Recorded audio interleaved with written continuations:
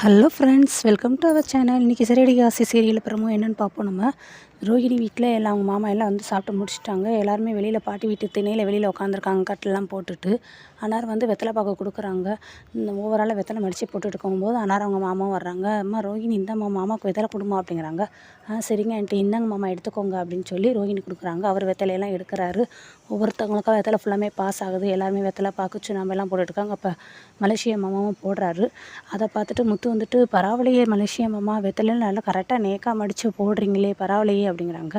இதில் என்னப்பா இருக்குது, வெத்தலை எல்லா ஊர்லேயும் தான் கிடைக்கிது, அதுலேயும் கும்பகோணம் வெத்தலை இருக்கே அப்பப்பா, அதை அடிச்சுக்க எதுவுமே கிடையாது. மலேசியாவில் கூட கும்பகோணம் வெத்தலைலாம் கிடைக்கும். வெத்தலையை இந்த மாதிரி மடித்து போடணும் அப்படின்னு சொல்லி சொல்லிக்கிட்டு இருக்கும்போது, இதுலேயும் மட்டன் பிரியாணி சாப்பிட்டுட்டு வெத்தலை போட்டு இருக்கே அது பெரிய அருமை அப்படிங்கிறாங்க. எல்லாருமே பார்க்குறாங்க. பார்த்தியா, எப்போ பார்த்தாலும் இவர் ஆட்டுக்கறியை பற்றியே பேசிகிட்டே இருக்காருடா அப்படின்னு சொல்லி முத்து ஃப்ரெண்டுகிட்ட பக்கத்தில்